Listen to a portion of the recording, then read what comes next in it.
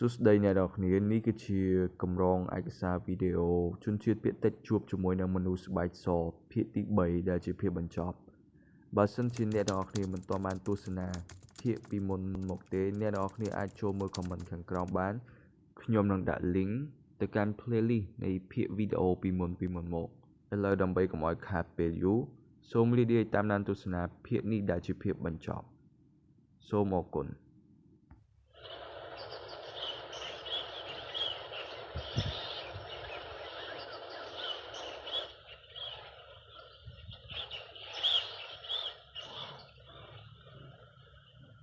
Next morning, it is Dutier's turn to visit the Toulambi.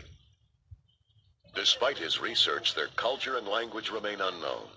Jean-Pierre has come to the conclusion that the Toulambi are just what they seem to be, the living ancestors of modern man. Yet, to be convinced, he has questions that need answers.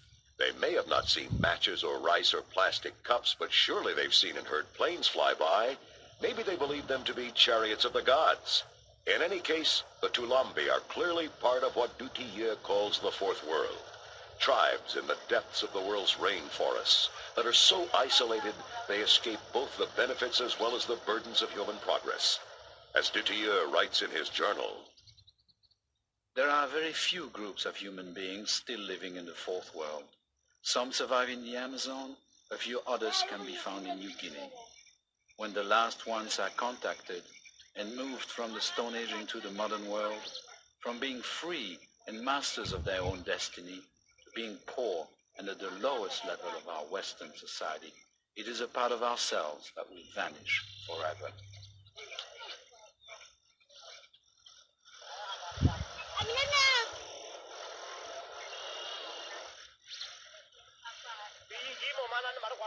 In the tribal world, paying attention to your appearance is a survival tool.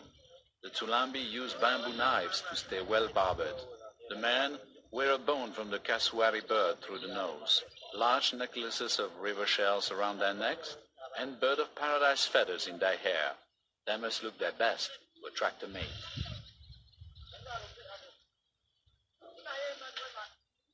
These people are hunters and gatherers. They survive by living with the environment, not off of it. The Toulambi return Dutier's hospitality, and Geo shows how they make arrows and spearheads. Sleep. Then Jean-Pierre gets down to work. As always in this type of situation, he uses a rudimentary show-and-tell session to begin to understand the Toulambi language. How do you call the house? Anga? Anga? Yeah. Anga. Anga. How do you call the grass skirt? This? Aiga. Aiga. Aiga. And the necklace, Nungwa. Necklace. Nunga. No. Nungwa. Kamka. Kamka. Kamka. Kamka. Kamaka. Kamaka. Kamaka. Aiga. Aiga. Ange. Ange. Ange. Sa. Sa. Sa. Sa. No. No. Sa is sleep. Okay. Class over. They take Jean-Pierre out into their forest.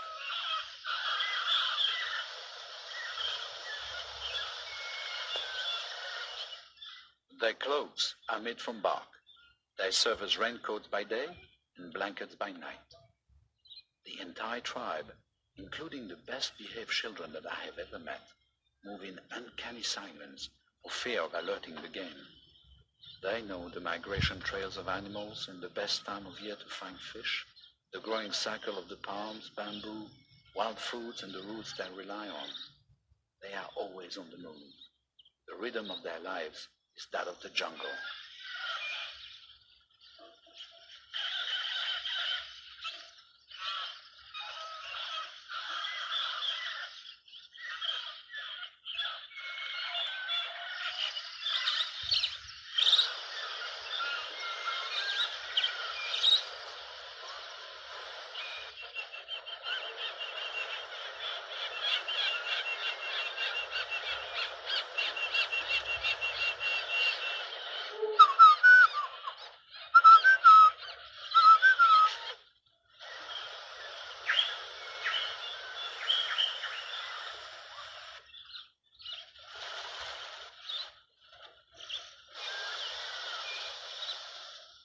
hundreds of generations, life for the Toulambi has revolved around their eternal quest for sustenance.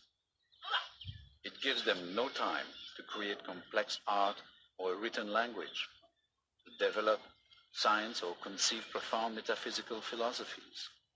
Nor has their endless and simplest form of consumerism led to overpopulation, environmental destruction, or the threat of nuclear extermination.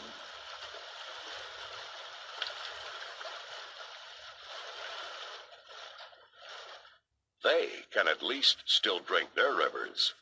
But life is short for the Toulambi.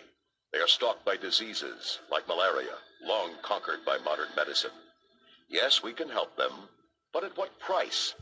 If the Toulambi are brought into the modern world, they will suffer the loss of their dignity and traditions to live out their days far below third world poverty levels. Jean-Pierre has lived this dilemma for 25 years. He believes it is inevitable that these last isolated tribes will be found. He also knows that it is better if they are found by people that care enough to fight on their behalf.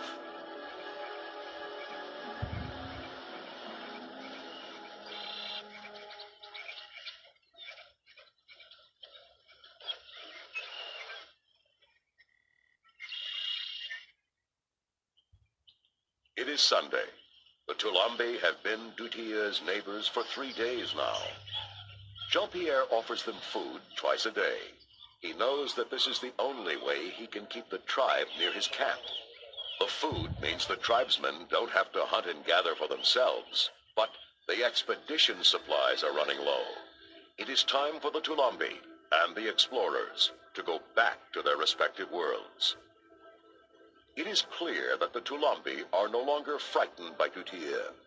They are clearly no longer wary of the expedition, just bewildered, and perhaps a little in awe. But they no longer seem to believe the white men are living dead.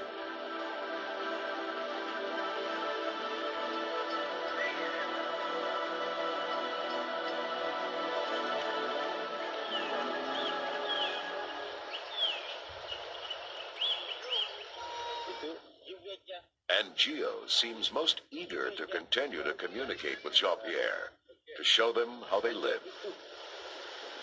Can I see the bag?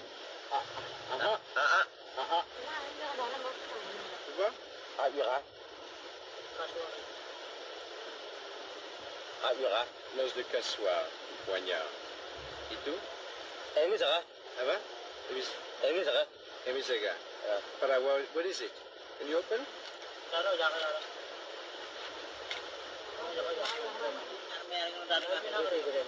Les petits os, ils utilisent ça comme grattoir. Ah, si.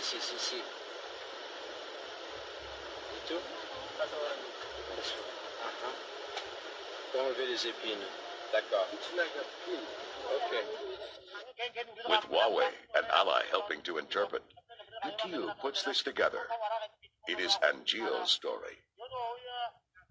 We are separate people. We have no contact with the outside world.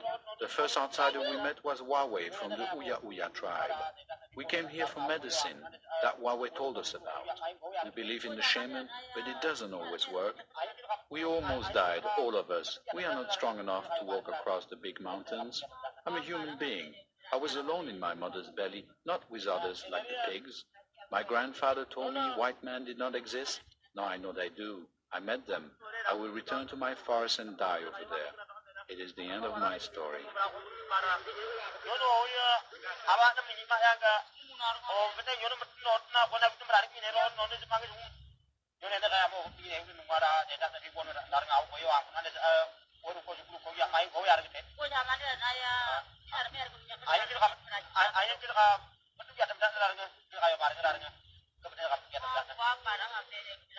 Jean-Pierre will later give the tape to linguists. They will hear a language and songs never before heard by modern man.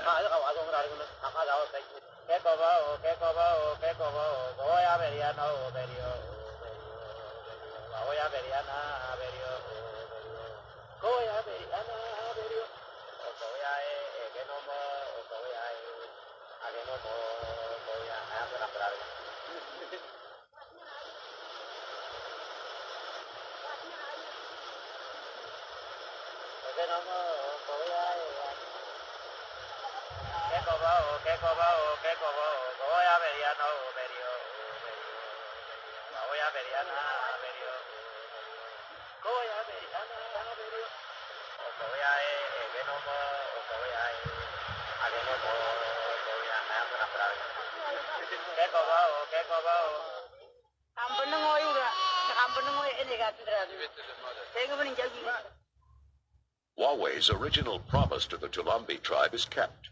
Dutia administers a concoction of aspirin, vitamin C, and quinine. It can do wonders, but it tastes awful. Assisting these people was the purpose of this expedition in the first place. Allah tries to explain how and when to take the pills to prevent malaria, the main killer in these highlands. We leave enough quinine and vitamins to last the Toulambi for 6 months. Hopefully, the Papuan government will continue to supply them after our departure.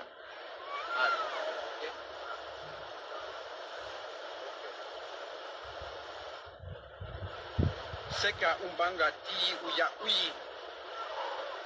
Okay? Nie kunia, kumia.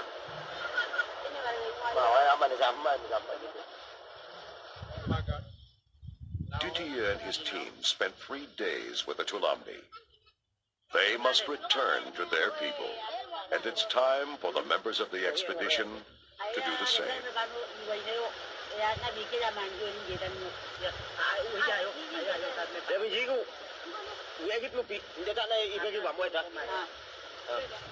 After the Toulambi had dressed for their journey, they began to sing a farewell song.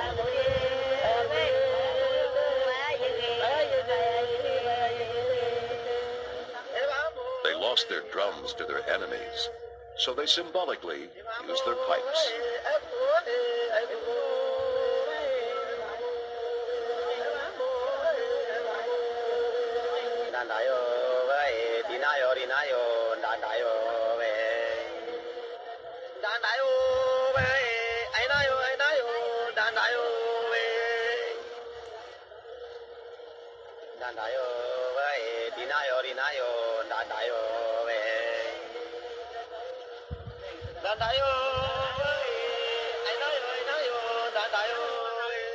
In his journal, Jean-Pierre Dutia writes, You know, it all happened this way, but I still cannot believe what we saw.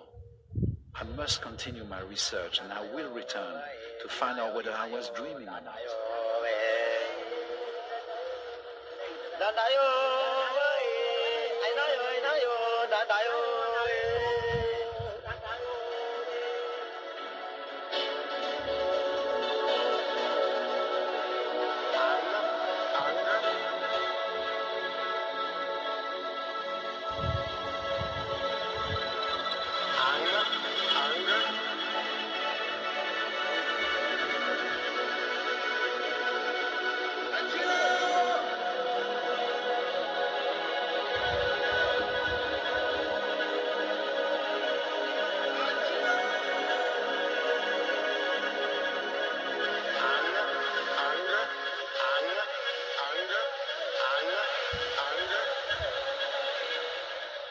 Minutes later, the bridge across the ages was swept away.